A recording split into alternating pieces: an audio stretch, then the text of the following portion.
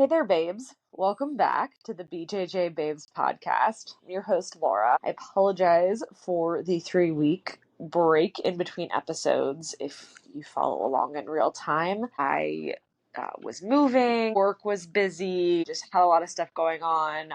So I have a backlog now of interviews to share with you all, and hopefully we'll be back to weekly episodes. This week's guest is someone I actually know and train with. Her name is Catherine Lopez. I met Kat at my weekly women's class that I attend in San Diego. And initially I asked her to come on because we were talking after class one day, and she was talking about how she's a scientist and how her thought processes as a scientist contribute to her training. And I was like, that's cool. I love hearing from people with different backgrounds, with different day jobs, and what they bring into the jiu-jitsu gym. I will say, we definitely talk about that in the episode, and I think it's really interesting. Kat also shared, and this is a trigger warning, a very personal story about an experience she had at a gym here that involved grooming and sexual assault. Sounds like the gym, obviously this is Kat's story, it sounds like there was a toxic environment. I just want to say thank you, Kat, so much for opening up and sharing that. If you know somebody who's had a similar experience to Kat, share this episode with them. They're not alone. Unfortunately, this happens. There's people in this world who exploit vulnerability, and unfortunately, some of them choose to do so in the jiu-jitsu world. So we don't just talk about that. It's not completely a heavy episode, but we do get into it. I really hope you enjoy it. I really enjoyed talking to Kat. So here it is. Hey, Kat, welcome. Hi, thank you for having me. Yeah, thank you so much for coming on. Do you want to take a moment and introduce yourself to the listeners? Sure. My name's Catherine Lopez. I was born and raised in the Bay Area. I moved to San Diego back in 2018. I work in the biotech industry, so I guess you could call me a scientist. And I have been doing jiu-jitsu for about 3 years now. Yeah, and that's how we know each other, from training together at a weekly women's class. Mm-hmm. Yes, which I found that class over Instagram, maybe back in October 2024, and just decided, I need a women's space. Let's get in there. So been going as frequently as I could every Saturday. Yeah, it's such a nice space for us too. Like, I feel like I've made so many friends through that class, and it's nice. We all train at different gyms, and it's nice to see each other at class and at different open mats and competitions. Yeah. So how was the open mat today? Did you go? I did. OB Jiu-Jitsu Collective, new jiu-jitsu gym in San Diego, women's open mat today.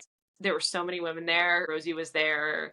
Heather was there. I don't know if you've ever been to her class, like when she subbed in for Rosie. Not yet. No, I follow her, and one of these days I'm gonna, be in a class with her, because both her and Rosie, I think I really like their teaching style. Yeah, no, Heather's a really good teacher too. And Ale Moss was there, and Sophia Nordeno, and a lot of people from Rosie's women's class. Yeah. Yeah, it was good. It was good community. I hope they do it again. I saw somebody post a video of the gym, the OB Jiu-Jitsu Collective, and that's a big space. That's a lot of mats. Yeah, they've got a good mat space. I was surprised, like, for where they are in Ocean Beach, it's a nice big mat space. Yeah. I hope it's a success. It's a women's owned gym, right? It's it's a couple that owns it, so it's a man and a woman who own it.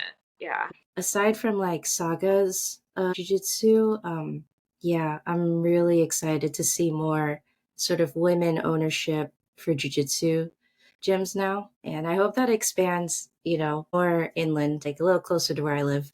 Yeah, I enjoy learning from both male and female teachers, but I do think sometimes the female teachers, their games are closer to mine, and then learning from them, I use so much of what I've learned from Rosie and from Heather. Yeah. And from Ale too, because I've taken her classes before. Yeah, I visited her gym. There was a period earlier this year I was looking for a new home, so I know Saga's was one place I wanted to visit, and I went for a class, and it was great.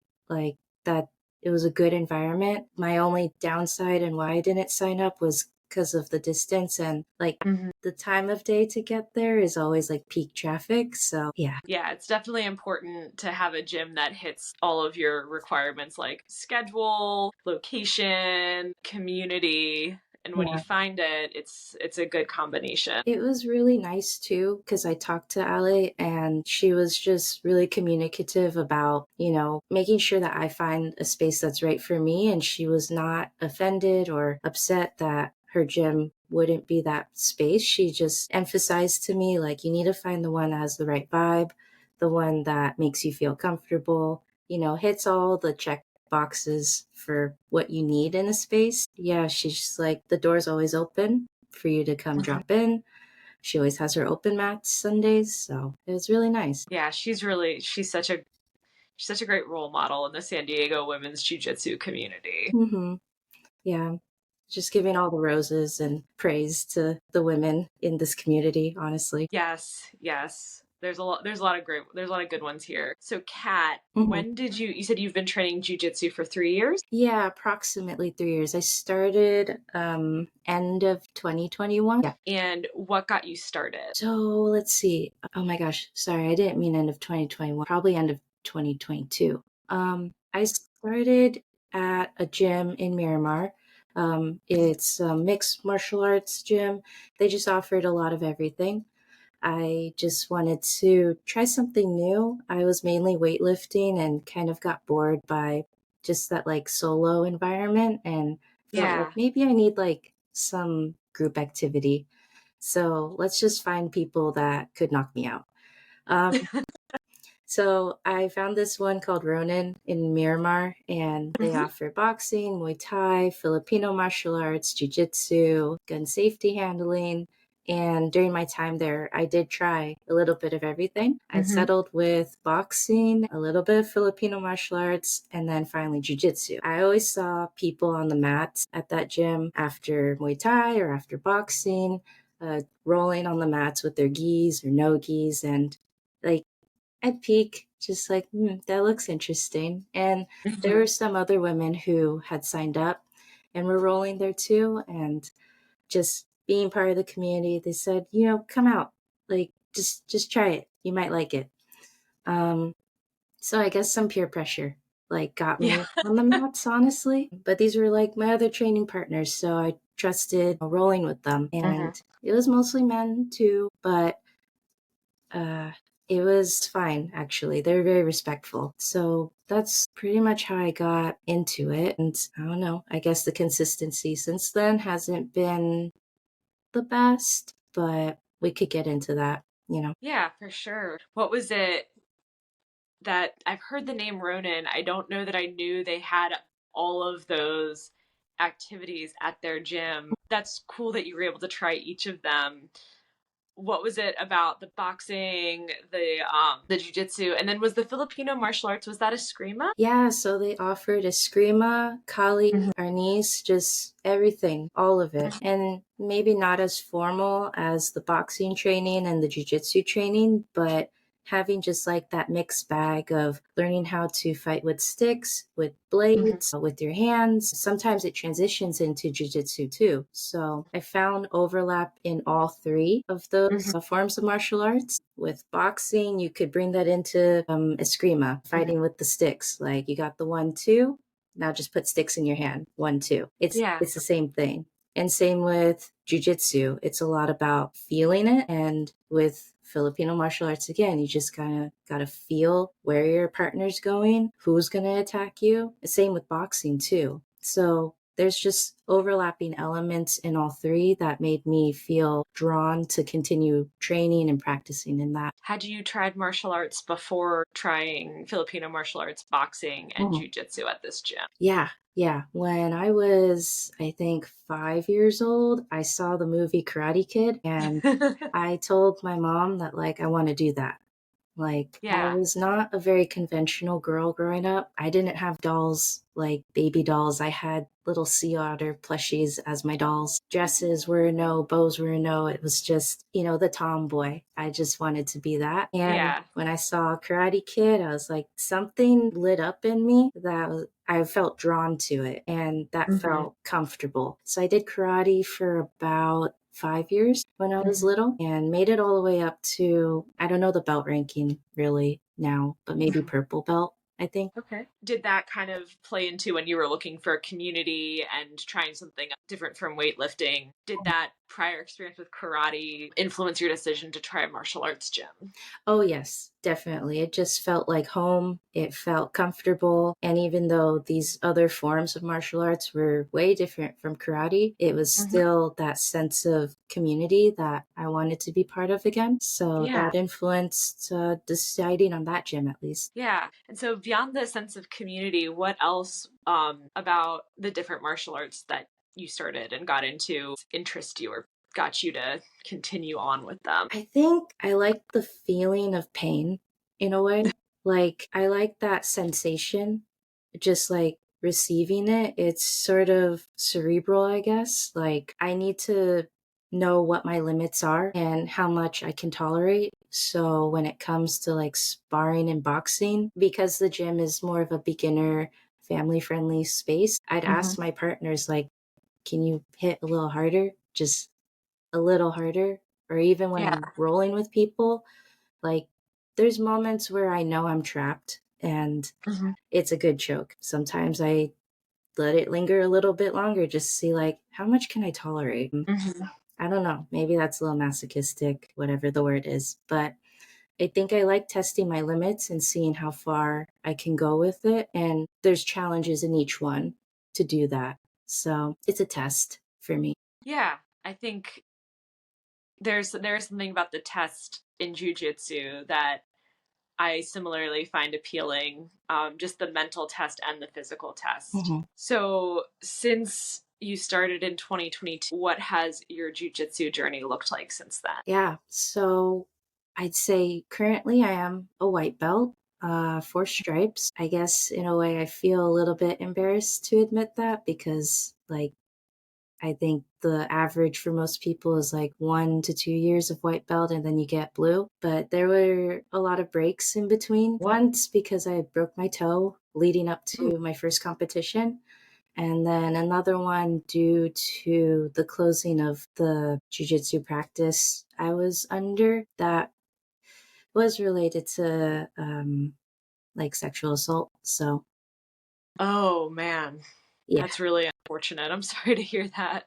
Yeah, uh, I debated bringing it up, but I think it just gives some context to why my break was so long and why Yeah. joining Rosie's group on Saturdays means a lot to me. Yeah. Yeah, and thank you for bringing it up and however, however much you want to get into it. I'm here to hear your story, Hmm. whatever you're comfortable with sharing. But, Hmm. thank you for sharing that piece of it because it's unfortunately a sad reality in the martial arts world. Yeah. I think unfortunately predators see openings in places where they can hide in plain sight, and unfortunately martial arts is one of them. Yeah. Yeah. In my case, it was the coach that gave me that belt and those stripes, just like grooming in a way. Yeah. And it sucked. Like that really sucked. It kind of took away all the experience I got out of that. Just kind of, is this valid anymore? Like, did I actually earn these things? And I want to believe I did.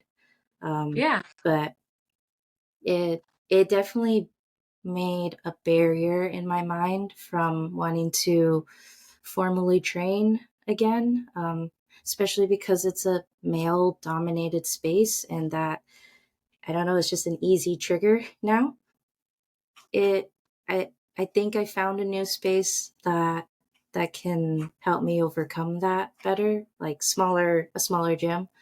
But for a while, I think it was like from August last year to up to this month, I just didn't I couldn't bring myself to like really get into it. And when I found Rosie's group on Saturdays, a few months after it happened, that slowly started to get me more comfortable with it again and really excited to see like, oh, there's like a lot of women doing this and I Yeah. feel safe in this space. This is good. You never know what people are coming to the mats having gone through, and I am so glad you found Rosie's class. I'm glad you found the group. And look, like I've rolled with you. Like you're a very solid Mm. jujitsu partner and you will get to your blue belt. You'll get there. You just have to find the community that will foster your growth. Yeah. Yeah. Thank you for that. Yeah, I think there's a lot of gaslighting, imposter syndrome that can come out when you're rolling with people. Like every Oh, roll is an totally. ego check. Oh, I mean, even today in open mat, I think I started rolling with people that were like uh, fellow blue belts or white belts, and I felt one way, and then the latter half of it I was rolling with people who were purple belts, brown belts, black belts, and it was like my game was completely different. My confidence and my abilities completely flipped. So it was like in the course of an hour, just a big ego check. Yeah. Yeah. And that's humbling. Yeah. It's very humbling. Mhm. But in some ways, like it's good. Like it's good to be humbled. I need to be humbled sometimes. So, yeah. It's like I can't be good at everything. Yeah. Yeah, absolutely. And so you mentioned outside of jujitsu, you were a scientist. I'm just curious, what's your area of expertise? It's all over. Yeah. It's honestly all over. Yeah. I in interviews, like job interviews, I'd pride myself in calling myself a jack of all trades, just master of none, because that is essentially what my resume is. I have dabbled in poultry science, feline, plant, circadian biology, ecology, enology, toxicology, what else? Neuroscience, alcohol related studies, what else? And currently antibody discovery. Wow. Mhm.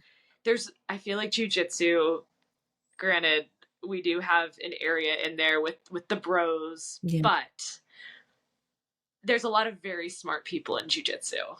And Yeah, I it's agree. I agree. There are. And it's really cool hearing what people do as their day job because not everybody's gonna, be entirely 100% jujitsu.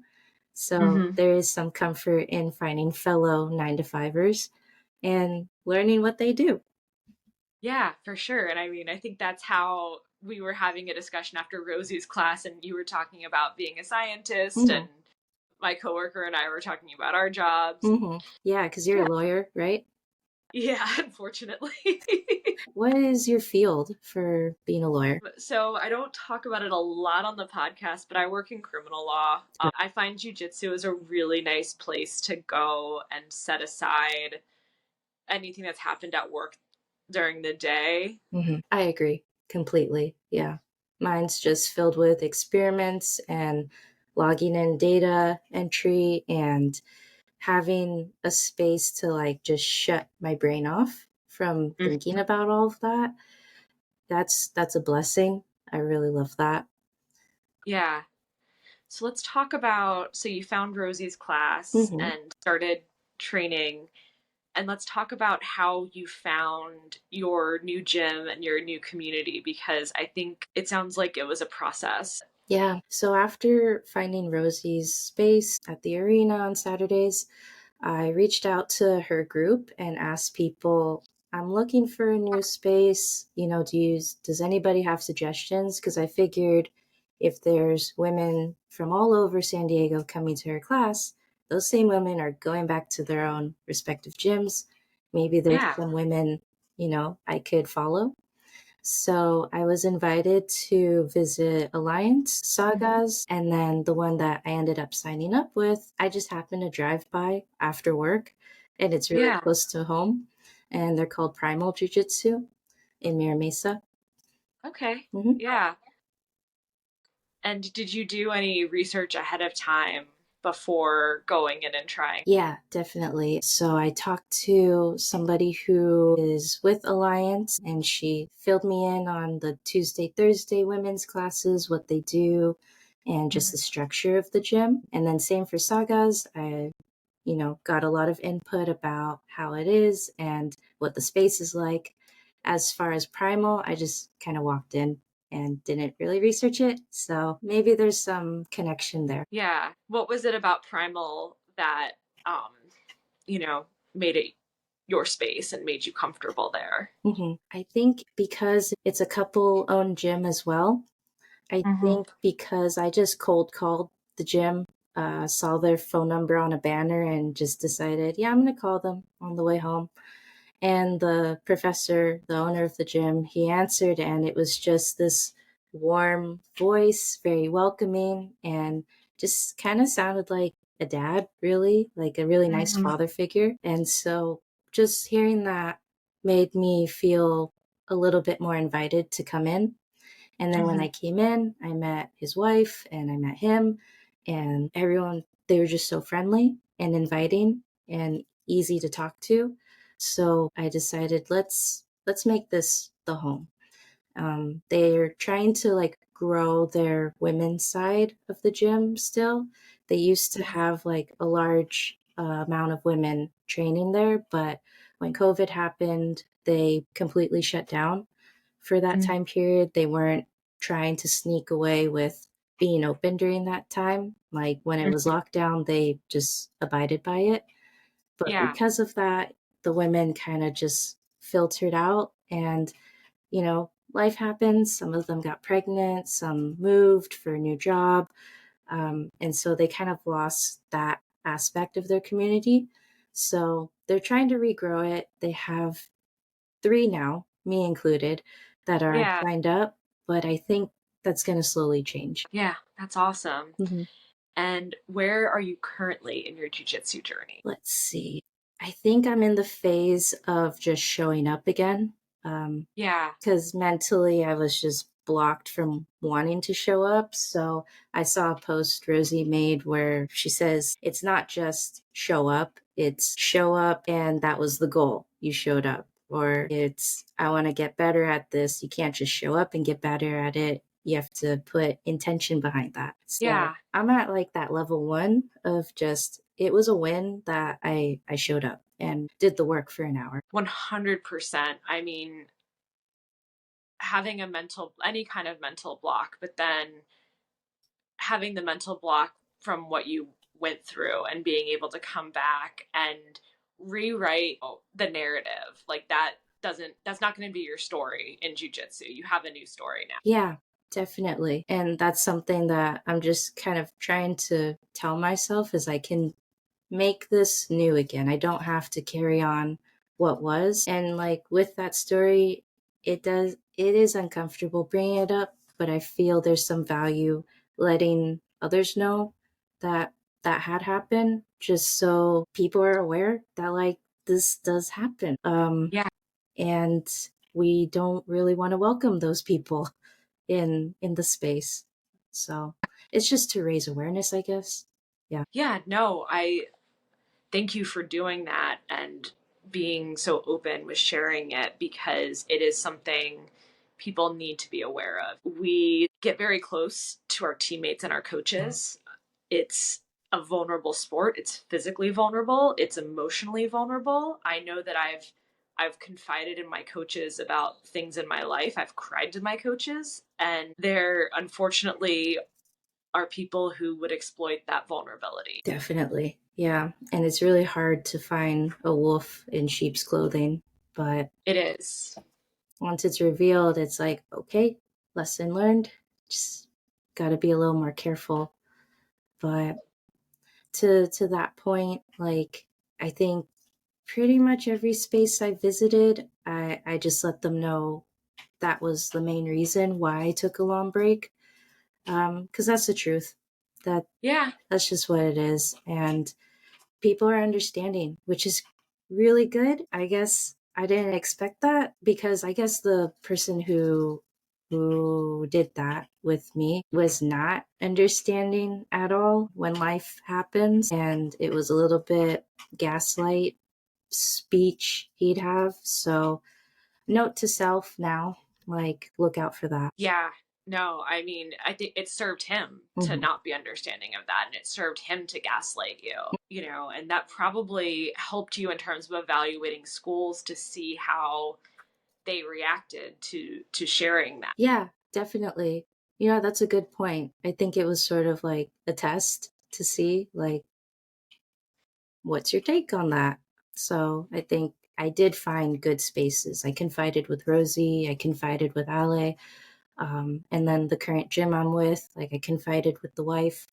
So, and everybody was understanding of it. Yeah, that's good. That's definitely a green flag, and I think your mindset on it in terms of looking anew is a good one to have, and it's a healthy one to have. Thanks. Yeah, I think it's takes a lot of effort to continue having it, but I keep pushing on. Yeah, yeah, and that's amazing. Since you've restarted, Hmm. because we'll take that as a reset, Sure. essentially finding Rosie and finding your happy space training now. What since that point has hooked you with jujitsu? It's the feeling I get at the end of the class. It Mhm. is a rush of endorphins. I was reflecting on this yesterday because we had a Rosie's class in the morning, and then Mhm. about an hour later, I had a class with Primal. Yeah. And at the end of each one, even though I was triangled or choked in some way,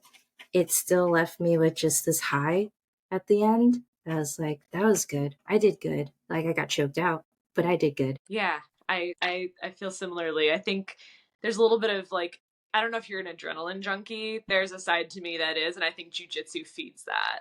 I think I'm tapping into it a little bit, like jumping into waterfalls type of adrenaline rush. Because I had visited Dominican Republic like last summer, and there was a waterfall area that you could just jump into, and Mhm. that was a rush. That was good.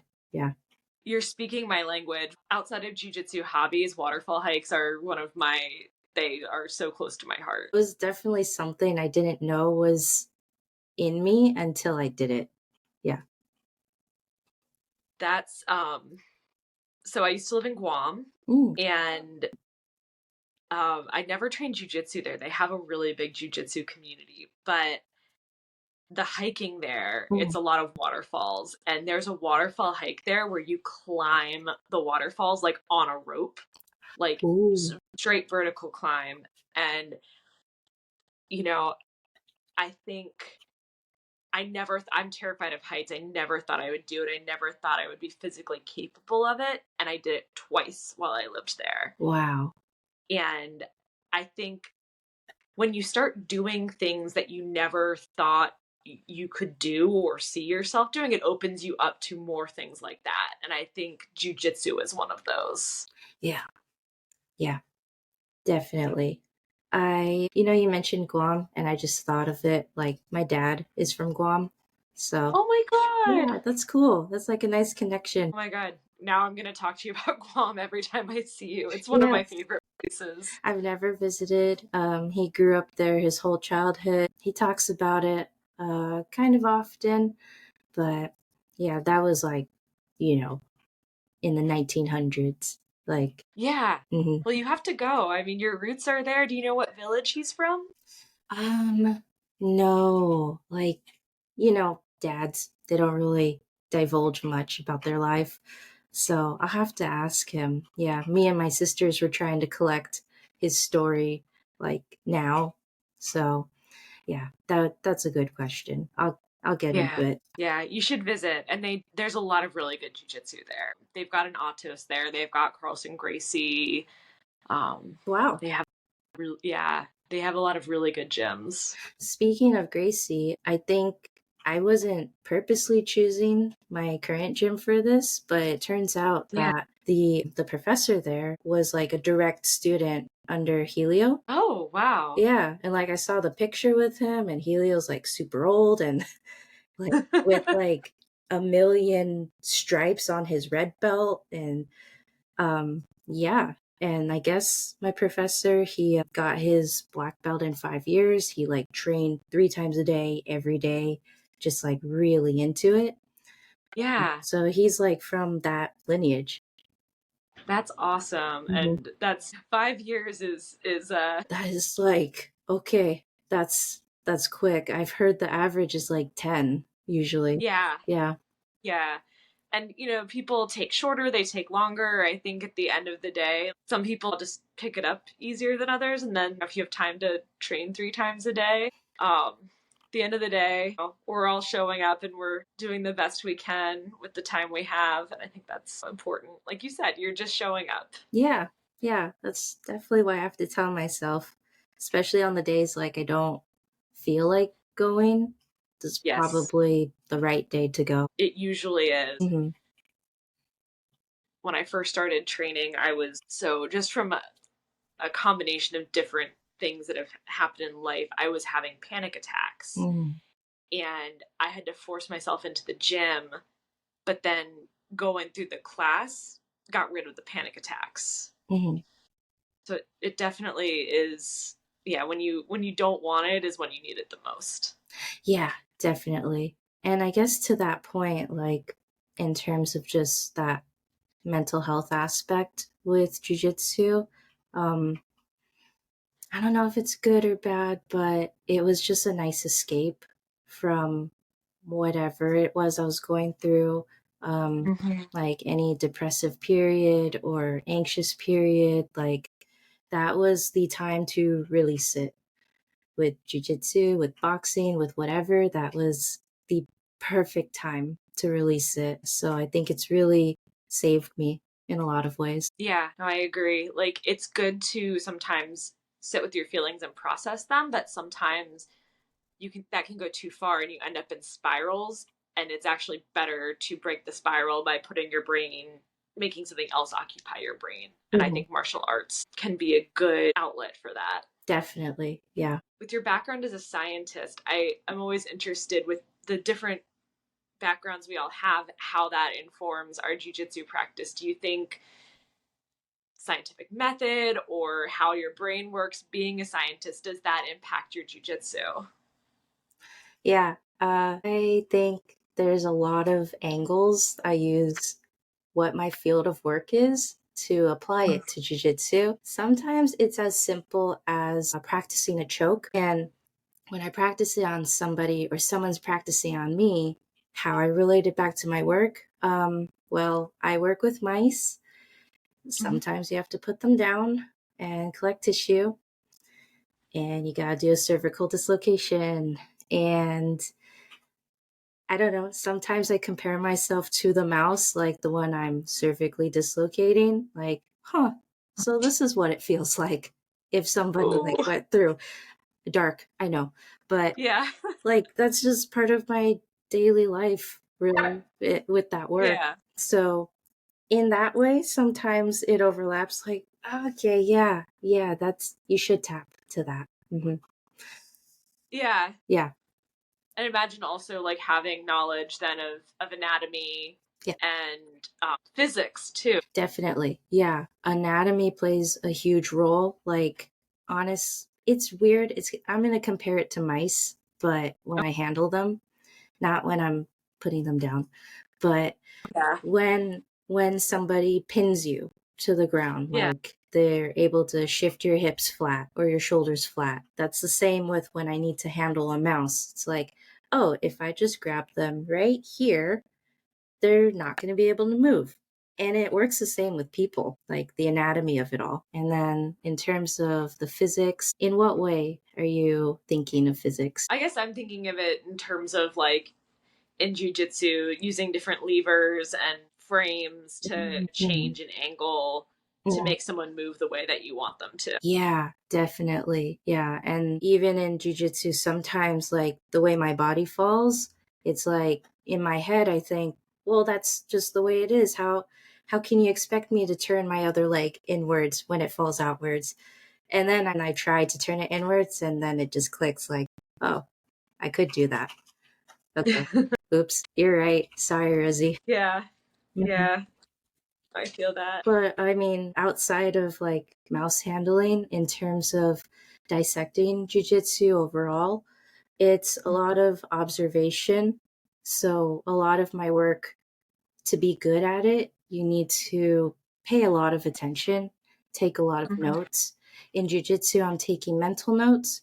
At work, I'm taking physical notes, writing it out, typing it out. And that observation is key. Like attention to detail is very important because the way somebody at a bench pipettes something is going to be different from the person next to you. You think, mhm, oh, well, it's just the same. You're just clicking something. But no, everyone has their own technique. So, whoever you're training under, you just need to be flexible with that. And I'd say that's the same with jujitsu too, because whoever you're learning under for that day, like the way Coach Rosie trains is not going to be the same as the way Heather trains or Ale mhm, or my professor.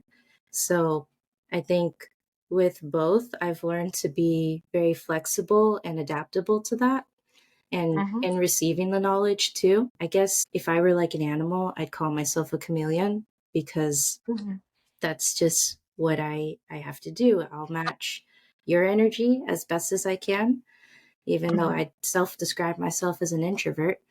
But whatever it takes to get the work done, that's what I'll do.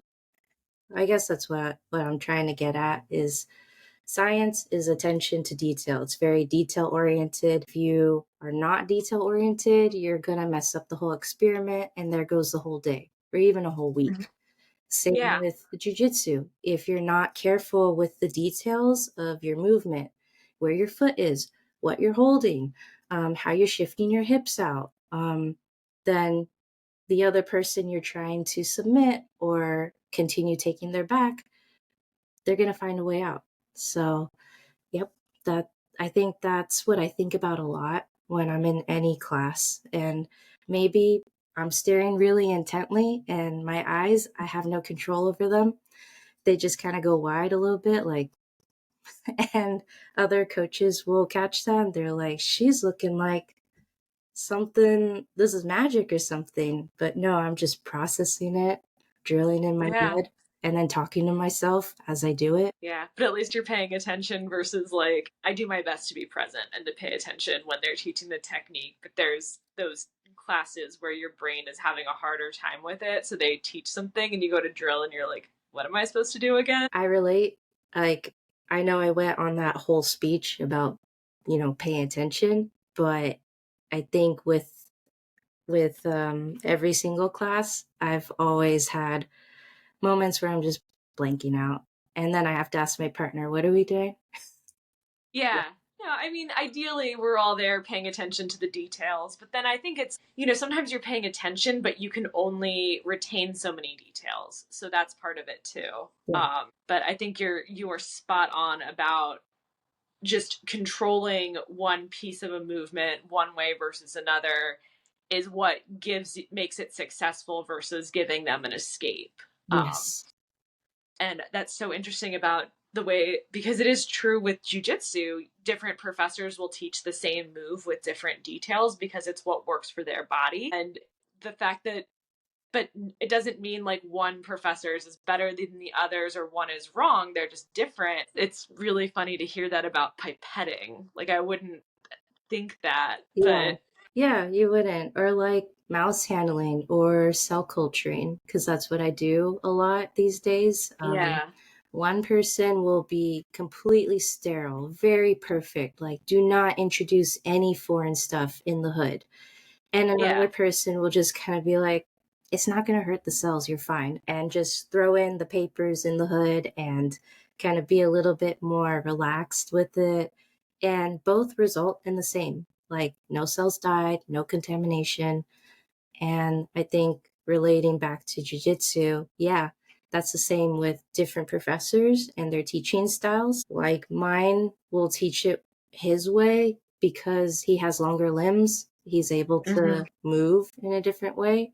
That's why I still find a lot of value learning from Rosie because we're about the same height and about the Yeah, same size and limb length. So it's nice to get different input and different ideas of how to successfully finish a move from different people. absolutely. And I use a lot of what I learned from Rosie for the same reason. She's a little shorter than me, but I do feel like it is a similar body type, so a lot of what works for her works for me. So it's a matter of integrating that with what I learned from my professors. Hmm.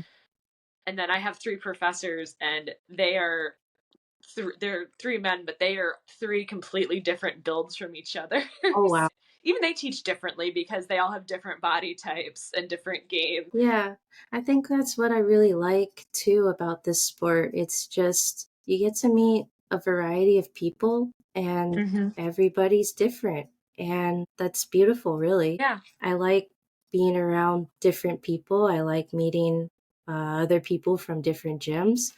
I think for the time in the beginning of my jujitsu journey, I think I Mm-hmm. may have been too much in a bubble, like a little Mm-hmm. bit insulated in just that one community, that I never turned my head or tried to like look outside of it. And now that I have, especially in Rosie's group, it's like, whoa, my mind is open. Yeah. Did your gym that you were in when you started, did they allow cross training, or were they very much like you have to train here and nowhere else? They were not against it, but the owner, not a good guy, sort Yeah. of implied that he didn't like it or that other places just we're not as good as what he's offering. He's like, we're the most progressive one. We don't have traditions. Like, you kind of needed it, I think. That's why your business Yeah. went under. Yeah. Maybe you should have had some rules and boundaries, Hmm. But Probably. yeah, I mean, and not to say that everybody that doesn't allow cross training, because there's plenty of gyms that don't, that aren't predatory, but you know, I wonder maybe that was part of it, is like if you get out there and see what the rest of the community is like, and the fact that there are rules and boundaries, maybe then he wouldn't have gotten away with the behavior he got away with. Absolutely. Yeah. I mean, it wasn't just the sexual assaults that he had done Mhm. to not just the members, but like the parents of members and guardians. And he was also scamming people out of money, like asking for a year's payment up front and then not even putting that towards the rent of the Mm. gym. So it was a mess and happy to be done with that. Yeah, no, I'm glad you are too. I'm glad you found a better place. Mhm. I have a saying, I use this a lot more in my professional side of things, but people who are shitty in one area of their life tend to be shitty in other areas. That's just You know, true. Yeah.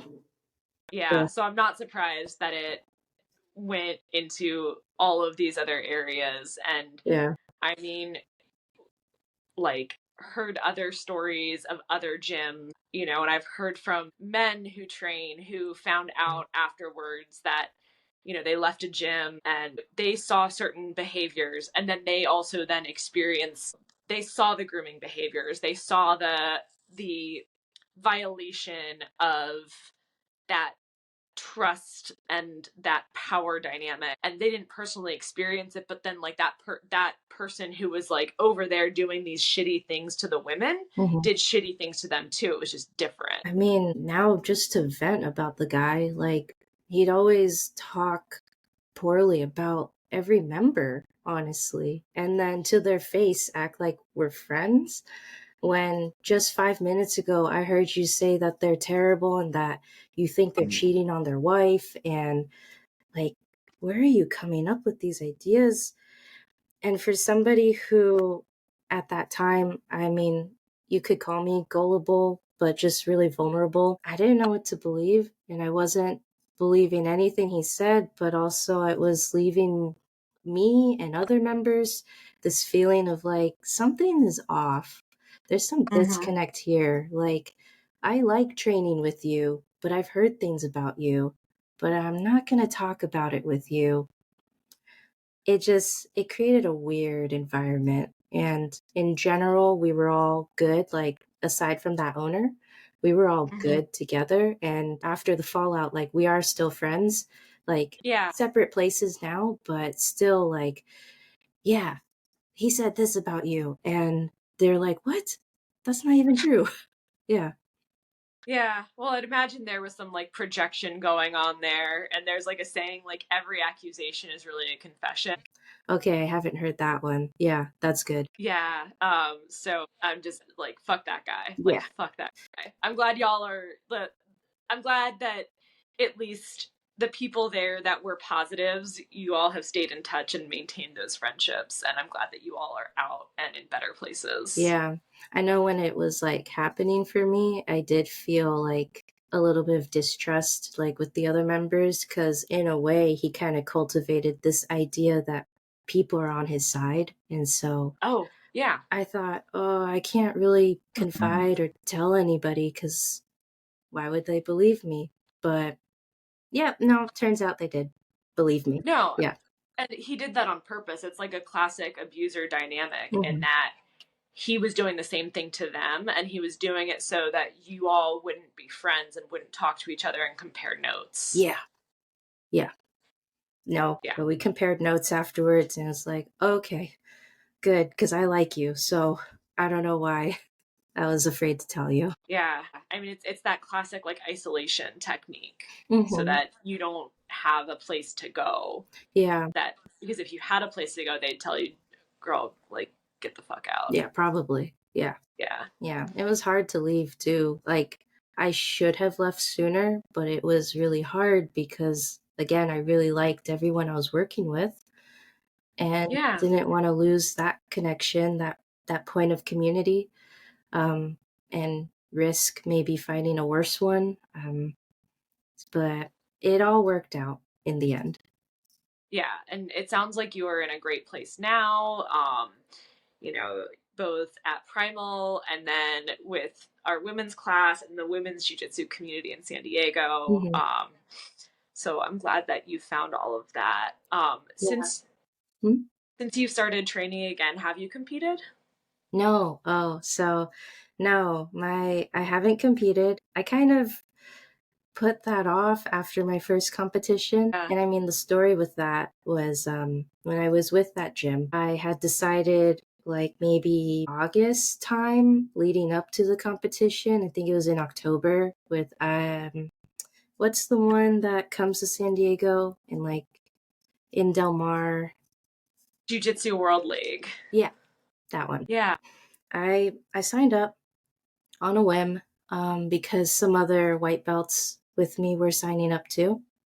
Yeah. So we kind of just made this like short term pact of like, we're going to train together, we're going to, get good and try to, take home a medal or something. But just to Yeah. experience competing, Yeah. I think I went to that gym like maybe 4 times a week and I would sneak away from work and like go for their lunch rolls and then um like I was training a lot, but Yeah. leading up to it I was working with a purple belt. We were just rolling for 5 minutes and my foot, as a spazzy white belt, my foot got caught in his gi. The Yeah. pinky toe bent Ugh. and I heard a loud pop. Uh-huh. And immediately, that was the first time I was like, nope, nope, we have to stop. We have to stop. I looked at my foot. It was bruising immediately, swelling up. I was trying Ugh. to bend it. And I was like, guys, I think I broke my toe. Yeah. I gotta go. So I left and went to the nearest urgent care and Yeah. got the x-ray done and yep, sure enough, I fractured my pinky toe. Luckily it wasn't like a complete break, so Yeah. they wrapped it up. When the results came out that it was a fracture, I got extremely emotional and started Hmm. crying, um, and asking, "Can I, can I, can I still do what I'm doing? Can I still roll?" And the nurse was like, "Yeah, you can still just wrap it up. Like, try to get Yeah. your foot out of the way, but No, just keep it bandaged with your other toe and you should be good. It'll heal in maybe 6 weeks or so. Um, Yeah. so, yeah, and I think that was maybe about 4 weeks out until my competition. Yeah. So, against better judgment, I just would take a ibuprofen, wrap it up, and continue to practice and roll because I really wanted to fulfill that promise for myself and compete. Yeah. I think that's just sort of in my nature to do that. When I was younger, I had fractured my finger. I had a clarinet solo coming up, and I needed that finger to do the solo. But in a Mhm. cast, I found a way to do it. So Yeah. this kind of felt like history repeating itself again. Yeah. But yeah, I it was a good competition. It was good practice and meeting, other women across San Diego and some visiting San Diego for this too. Yeah. Yeah. I've made a lot of good friends competing. Hmm. And I've done the same as you. I did have to I broke like multiple toes in my foot once. Oh So that I wow. actually had to pull out of the competition because I could barely walk. Oh wow. But How? yeah. So, well, it was funny because I think one of them was from jujitsu, but then I stubbed my foot on my couch and like broke two more toes on the same foot. And like my whole foot was like swollen. I could barely walk. And it was like, okay, I've pushed it before. Hmm. One toe is one thing, multiple toes on the same foot is like that. That's actually like, I don't think I stopped. I continued training. I just didn't compete. Hmm. Yeah. Yep. Same. I just I felt like I needed to keep training, keep doing it. I just didn't want that to be the main hurdle. I told myself, well, I didn't break a leg. Like, I can still move, I guess. Yeah. Hmm. Yeah, unfortunately, I think broken toes are pretty common in jujitsu. Like they're easy to break, and then just the way we move, and if you get something caught the wrong way, it just happens. Yeah, it just happens. Like, I'm very conscious of it now because sometimes the pain will still linger if I'm rolling Yeah, in a certain way. And that's just like my reminder, like, okay, don't let your feet flail the way they are. Like, need to be very intentional with these movements. yeah, yeah. No, totally. Hmm. Since you've started training again, fresh start from there. What do you like most about jujitsu? Hmm. The puzzle aspect, I think that's like a common answer, but I do relate with that. It's a puzzle understanding like how did you move that way, and then when I actually get to successfully move that way, it's like wow, I learned something that was new, that was good, and um, other than that, I think I just like that physical exertion still, like having just that permission to go a little harder and just this unspoken communication with your partner. Like you can sort of feel it with people Mm-hmm. how hard to go, what they can tolerate. And it's just this very intimate time with somebody for 5 minutes, however long, that you just get to like read somebody and learn from them too. Mm-hmm. So that's what comes to mind. Nice. What challenges you the most with jujitsu? I'd say the motivation, probably. Yeah, especially since I'm just getting back into it, and there's many days after work that I'm like, do I have to? Do I Mm-hmm. want to? So I'd say I'm not always motivated to do it. I wish I was the type of person that like my cup is full when I do it, when I think about it. It's after I do it, my cup is full, but Mm-hmm. I I don't always walk in like maybe with the best attitude or mindset, but I still walk in and try to put that aside. Mm-hmm. So that's challenging. And then like when I don't get the technique right, or I end up telling myself, is it my body? Am I not meant to do this kind of technique. Like, that's a hurdle I have to talk with myself about. Just, why can't I do this? I think sometimes to get over that hurdle, like as I'm doing the technique, I kind of mumble to myself and just Mm-hmm. say, like, I can't do it. And then I fight with myself, like, no, you can do it. You're doing it. You can do it. And then it happens. So those are some challenges that come to mind. Yeah, and something I'll tell you with that too, that I realized, and I wish someone had told me, was that there will be things that when you first learn them, you'll feel like maybe my body's not meant to do this. I don't know if this move is for me. And then with time and with repetition and with experience, like those moves, like I used to not be able to finish an armbar, and I did not understand the finishing mechanics on an armbar when I first learned them. Like Mhm. I just, a basic armbar, did not understand it. And we just went over like the same armbar. I did not know how to finish 2 years ago last week. And I was like, it's funny how like this used to be like such a struggle for me. So Mhm. it comes with time, and you're going to find that there will be something that you struggled with that a year from now will feel much more natural, and you won't see the progress along the way. You'll see it when it's there. Yes, I completely agree with that. I think my own example is the front hip escape. Like, it's one of Mm-hmm. the warm ups we do with Yeah. Lucy. I had never seen that before, so I never did it. And I think one of the first classes, that's what we were doing. And I just felt like a worm, just like, how are you guys moving? And then Yeah. fast forward to like 6 months later or so, front hip escape for warm up. And suddenly it's like, wait, I do know how to do this. Wait, Yeah. that's weird, but that's also cool. Okay, all right, I believe it. This is good. That's awesome. Mhm. What advice would you give somebody going into their first class? Hmm. Okay, so I think about the time when it was my first class, and I had a lot of nerves, a lot of jitters about being around people who have been training a lot longer than I have. Maybe they've only trained like a week longer than I have, but point is, I'm the new one. Um, Yeah. I think I would let somebody know that everybody feels like a newbie in that class.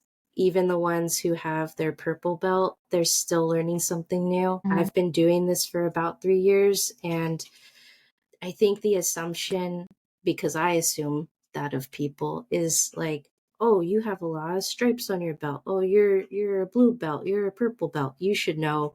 You already know this. Like, well, what is there to, be doubtful of? Like, no, I'm still doubtful that I can do this technique, but I'm here to learn. And Yeah. that's the comforting part, is like when you realize everybody doesn't really know what they're doing, but we're all here to learn what we're doing. Mhm. That helps ease the anxiety, ease the nerves, and then you kind of leave feeling like that was a success. We all learned something new.